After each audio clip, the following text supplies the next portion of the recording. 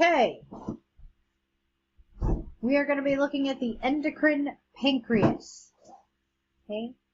And the pancreas has both exocrine and endocrine functions. The exocrine functions you'll be learning about in AMP2, part of the digestive tract. I'm going to be talking about parts of 17.3, 17.4, maybe I'll bring in, and I guess 17.7. Really whatever disorders are. We're going to talk about diabetes in this lecture.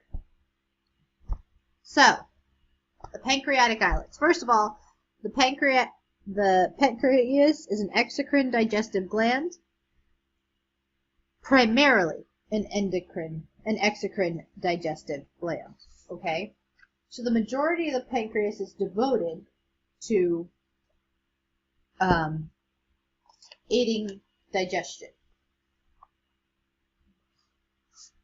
However, also, notice it's nestled in the curve of the duodenum and the stomach. It is retroperitoneal, has an extensive blood supply, all of these things. And when we did our ultrasound, it was easiest for us to actually use the duodenum to help us find the pancreas and follow it from there. So, scattered within this primarily exocrine organ are what we call pancreatic islets. And they are clusters of endocrine cells. And there are 5 different hormones that are produced by the pancreas, and we're going to consider only 3. But let's have a look at our anatomy here. This is the pancreas. This is what it looks like in a cadaver. Really easy to see if you're doing ultrasound or something. It can be sometimes a challenge to locate.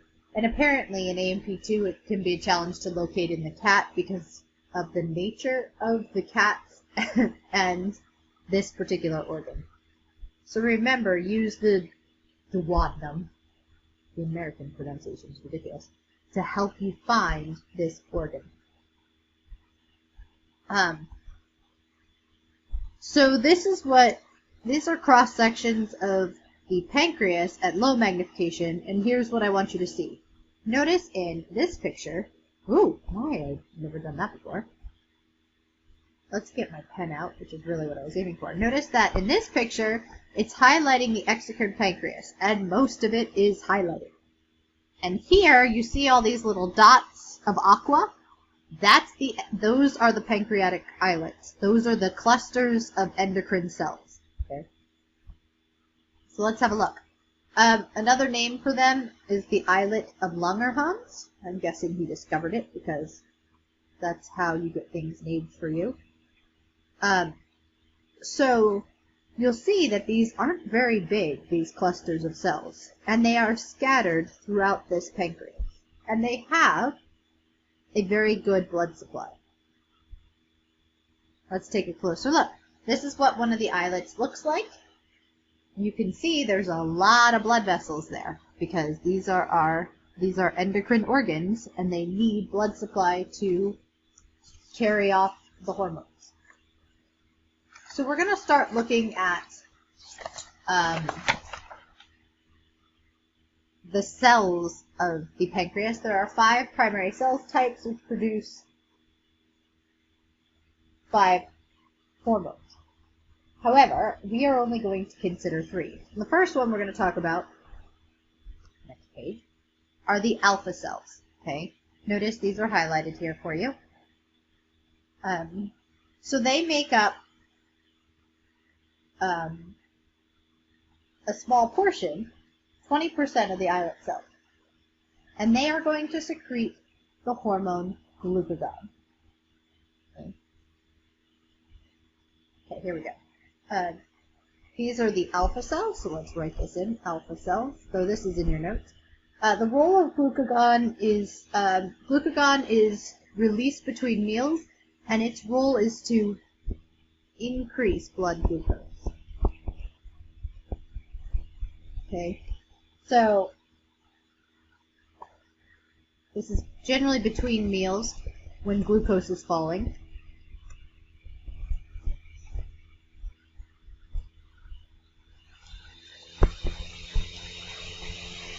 And its effect is to increase blood glucose. And it's going to have a number of effects, okay? And it depends on the tissue. When we look at liver tissue, it's going to stimulate gluconeogenesis. Remember what this is, right? This is making glucose from non-carbohydrates, right? And then it's also going to stimulate glycogenolysis. So we're going to break down glycogen and release any stored glucose. And this glucose is going to be released into circulation and raise the blood glucose level. In adipose tissue, it's going to stimulate fat catabolism. Why would this help us? Metabolism. So the adipocytes are going to break down triglycerides and release fatty acids. And this is going to provide an alternative energy source, right? This way, there is energy, an alternative energy source to fuel the muscles and other tissues, and the glucose can be reserved for the brain, primarily. The other time that glucagon gets secreted is in response to rising amino acids. Okay? And the reason is that it promotes amino acid absorption and provides cell with raw materials for gluconeogenesis. So that's the other time we see glucagon being released. The next hormone that we're going to look at, you're all familiar with. It's produced by the beta cells. Okay, notice this is a large portion of our pancreatic islet, and beta cells produce insulin. And we know that insulin is secreted during and after a meal. Okay. After a meal, right? So when you eat, it gets secreted when glucose and amino acid levels are rising. Okay, so this is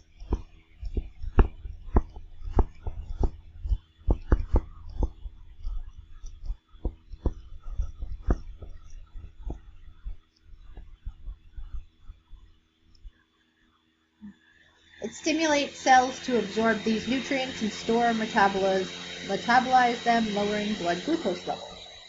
So what are we going to see? It's going to promote synthesis of glycogen, fat, and protein.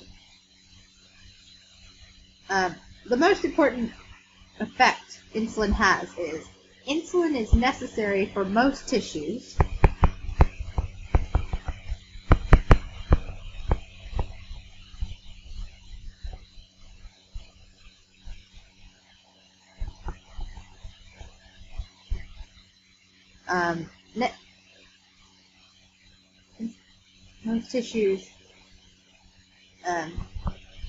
to absorb glucose from the blood. Okay. Red blood cells, liver, kidney, brain are able to just suck glucose right out of the bloodstream. The other tissues have transporters which are activated by insulin. In addition to promoting the uptake of glucose, insulin is also going to stimulate cells to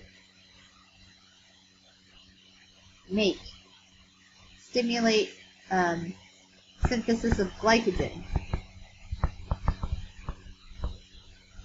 of fat, and of protein.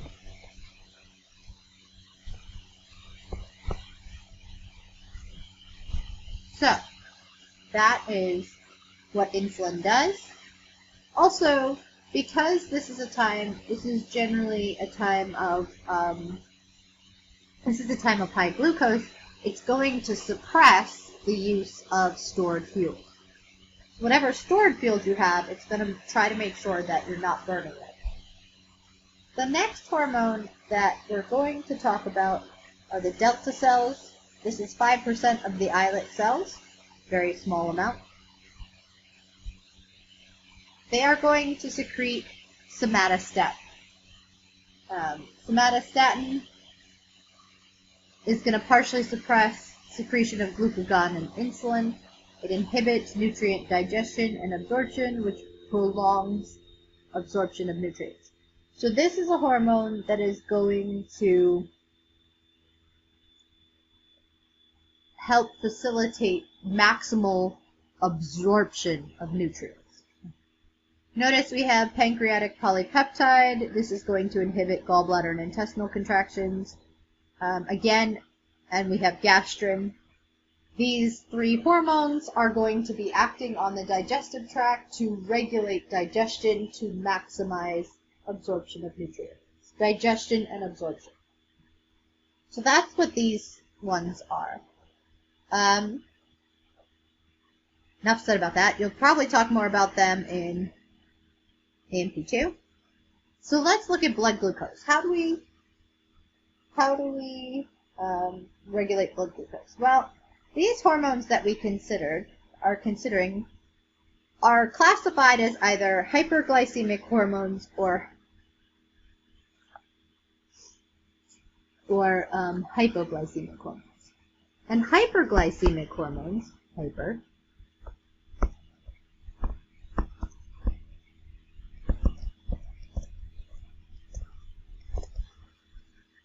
raise blood glucose concentration. And obviously, glucagon is a hyperglycemic hormone. However, there's another one. Can you think of another hormone that we've talked about that also would be considered hyperglycemic? I'll give you a moment. Have a think.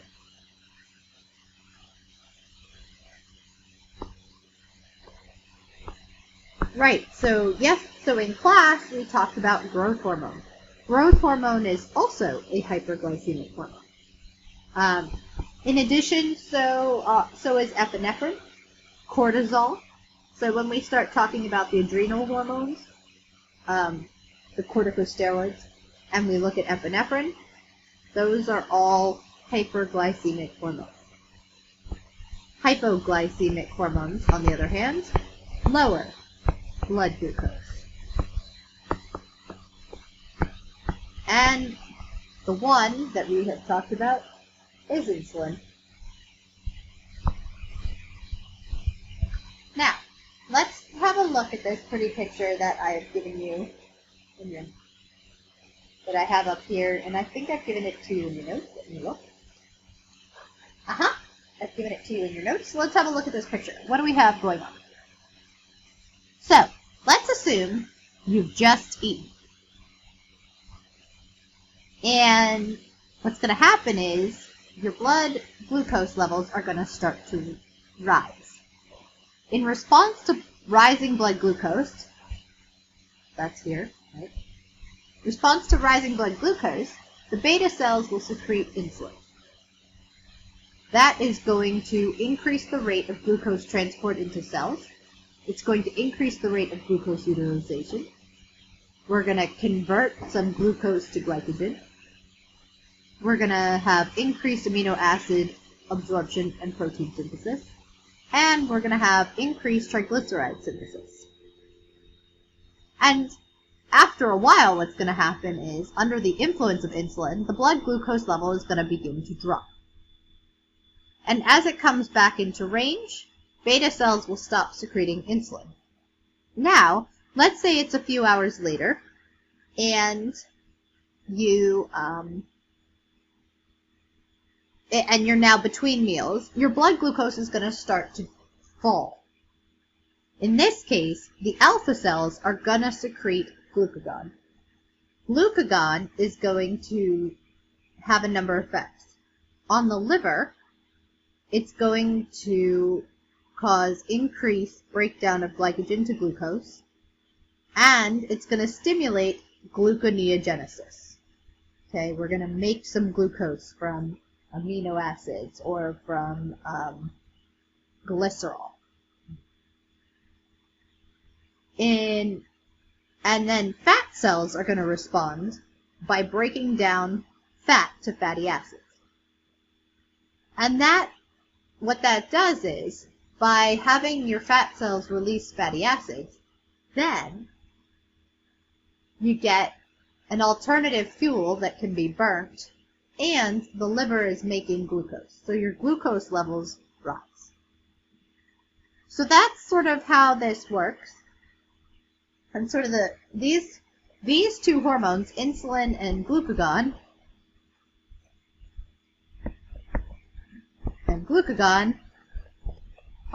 have antagonistic effects or opposite effects. Let's take a look at the next page. So we're going to jump to chapter 24. I just figured that it made sense to talk about this here, where it actually kind of fits in. Because otherwise, we talk about chapter 4, or chapter 26, I should say. When we talk about 26, we haven't talked at all about insulin or glucagon. So we haven't talked about the hormones. So we're going to talk about the absorptive state. The absorptive state occurs within 1 to 2 hours of a meal. Our book says up to about 4 hours. And what we're going to have is we're going to have cells taking up glucose as one thing. Okay. And there are a number of effects here. We're going to have decreased blood glucose levels, and increasing sympathetic stimulation cause insulin secretion to decrease. So right after you eat, you have high levels of insulin. That's going to be driving, right? That's driving glucose in the cell. So the absorptive phase is actually dominated by insulin, but we're going to see a transition of hormones as time goes on. Okay? The effects of insulin are going to be increased glucose uptake, increased glycogenesis, and then at the same time, gluconeogenesis is going to be suppressed. Why? Do we need to be making glucose if there's a lot of glucose around? No, right? This is sort of a time to start storage stuff. Lipid metabolism, same thing.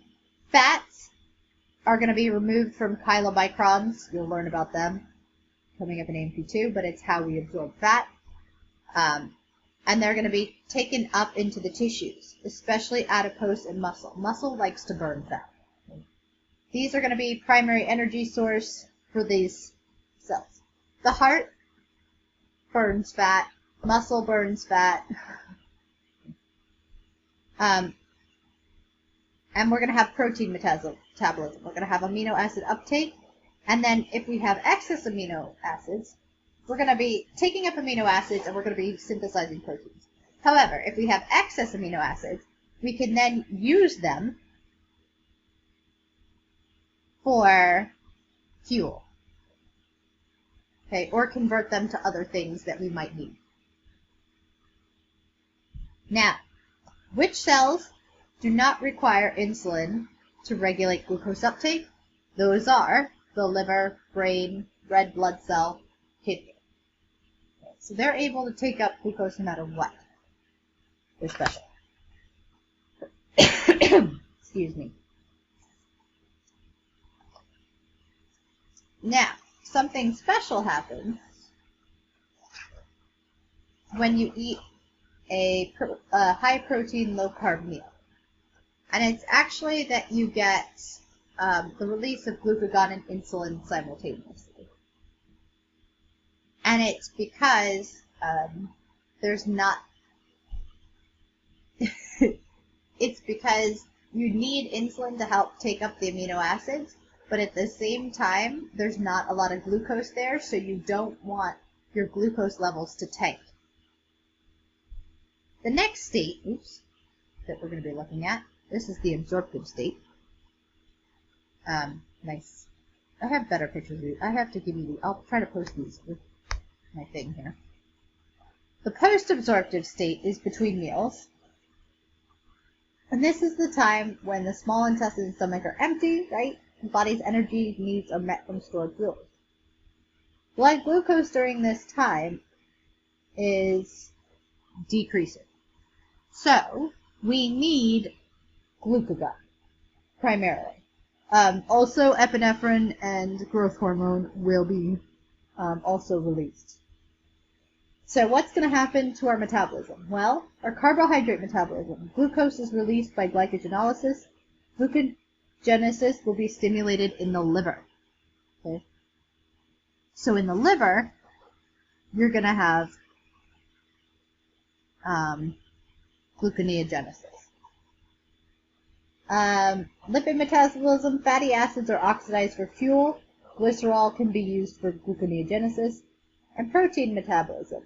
Amino acids are oxidized if glycogen and fat stores are inadequate. And when it comes to breaking down proteins, they are not all the same. Structural proteins, such as collagen, are really difficult to break down, as opposed to muscle tissue. This is why we have to make sure that we have adequate macronutrients in our diet, because if we don't, and we run out of energy, it'll start eating our muscle. Then, if we look at, so that's our post-absorptive state. It's dominated principally by glucagon, but you have growth hormone and epinephrine supporting metabolism. All right. So now we're going to talk about diabetes. It's the most prevalent metabolic disease in the world. And it's due to the hyposecretion or inaction of insulin. The signs are considered the 3 Ps, the 3 polys, polyuria, polydipsia, and polyphagia. Okay? Polyuria. What happens is your kidneys filter out all the solutes, not the proteins, but all the small solutes. They filter all the solutes and then they reabsorb them. And they use transporters to reabsorb them. However, when you have really, really high blood glucose, they overwhelm the transporters. Okay? Therefore, glucose remains in the urine. When glucose remains in the urine, water follows it. This is called osmotic diuresis. Osmotic diuresis. So that's why you have diuresis. That's why you have polyuria. Now, because you're peeing like a racehorse, you're also getting dehydrated and you're getting thirsty, and you're getting excessively thirsty, so that is polydipsia. And finally, polyphagia, particularly in type 1 diabetes. What happens is that even though there's lots and lots of glucose around, most of the cells can't access it. And so most of the tissues feel starved. And that stimulates your hunger centers. Okay? There are 2 types of diabetes. Type 1, also called insulin-dependent diabetes mellitus. Diabetes mellitus, actually, it means sweet urine. So it refers to the sweetness of the urine. And prior to the chemical test that we developed, people working in the lab would literally taste the urine to see if it was sweet. 5 to 10% of cases in the United States. The cause of diabetes mellitus type 1 is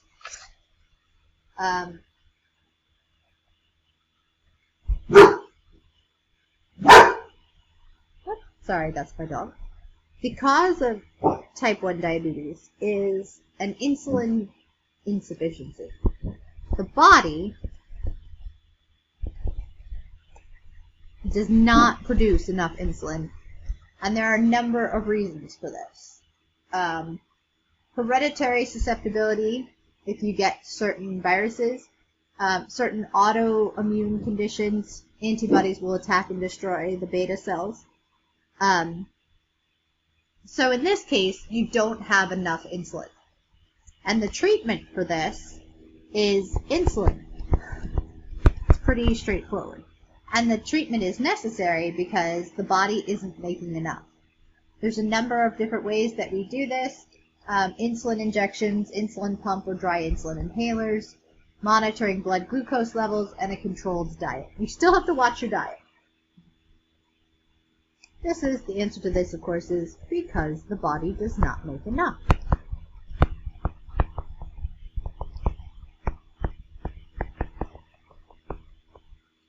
Some of the answers are simple in this class, right? So, that is type 1 diabetes. This is the one that tends to get diagnosed in childhood.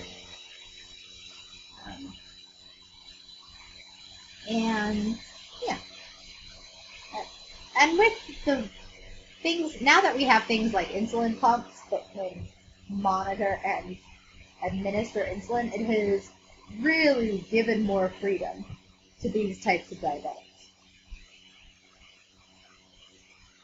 Alright, so now we're going to talk about what goes on in type 1 diabetes. Okay, so we're going to look at pathogenesis and one thing that can happen to our diabetic friends. And we're going to actually look at ketogenesis, is what this really should say. So what's going on? Well, cells cannot absorb glucose.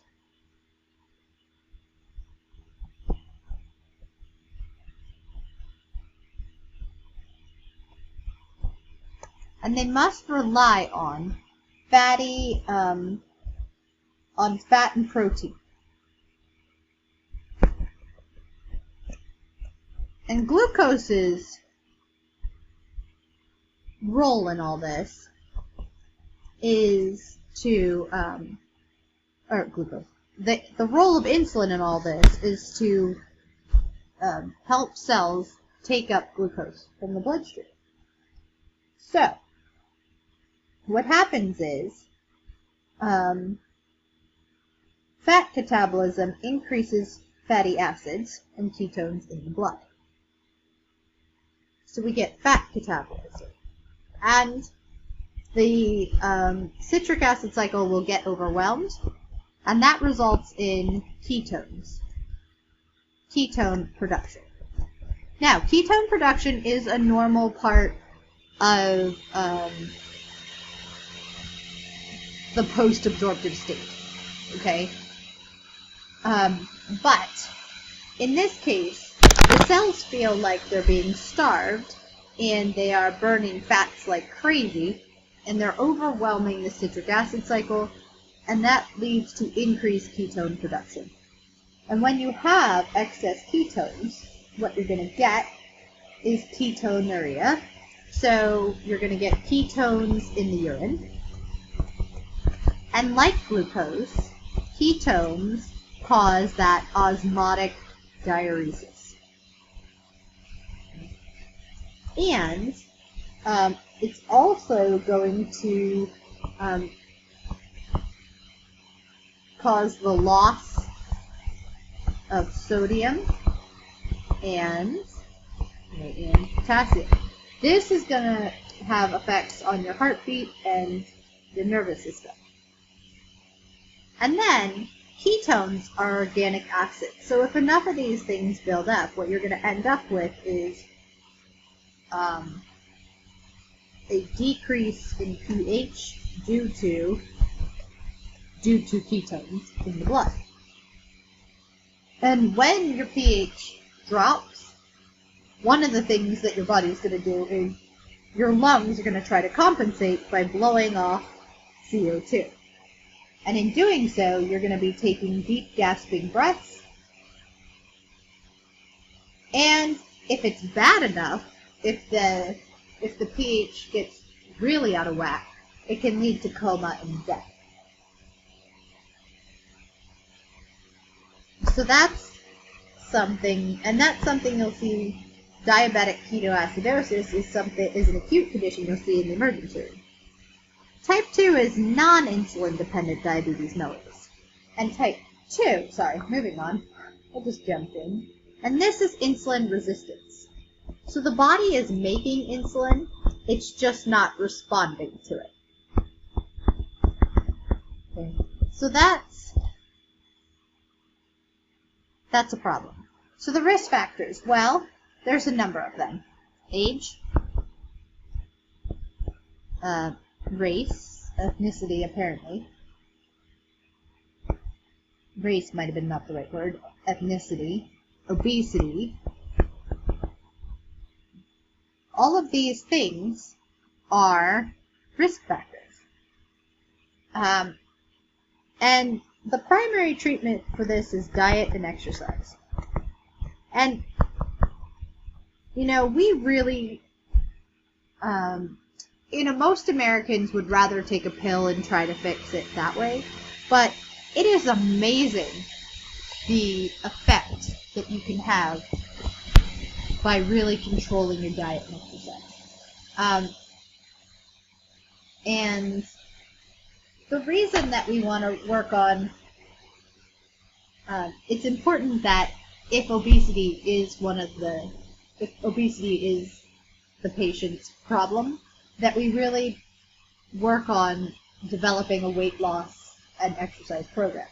Because the loss of muscle mass causes difficulty with regulation of glycemia. We talked about how muscle helps with glycemic control. And adipose is giving mixed messages. Okay. And we have a number of different ways that we can treat this. Traditionally, they have started with what we call oral hypoglycemics. And what those do is they do a couple things. They work on a number of different targets. One target is the liver. So one of the problems that you have is when you don't have enough insulin, even though you have hypoglycemia, the liver is not receiving, you're never getting glucagon released, so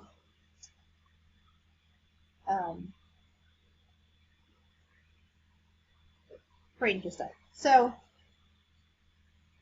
if your liver is not sensitive to insulin, it's not getting the message to take up and store. It's constantly producing glucose, right? So that is one source of your glucose, in addition to whatever's in your diet. So one type of medicine targets the liver and tries to suppress gluconeogenesis. The other type of oral hypoglycemics, try to stimulate tissues to take up glucose, either by making what insulin they have more effective. Okay, so they're trying to get the tissues to take up glucose. That's what they're trying to do. And on top of that, sometimes insulin is added. And historically, insulin was a later treatment. They tried diet, exercise, oral hypoglycemia.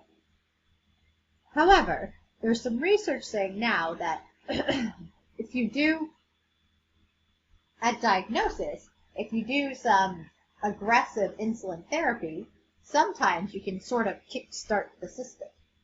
And then you get better glycemic control. So there is some changing in philosophy here.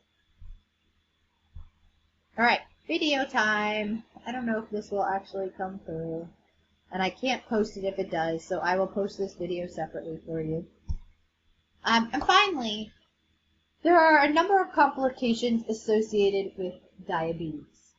Wounds in the foot that won't heal, leading to amputation. Heart disease, damaged blood vessels and retina, which can cause blindness, stroke, kidney failure. A lot of this has to do with, there's lots of fatty acids, and you get a lot more plaque formation.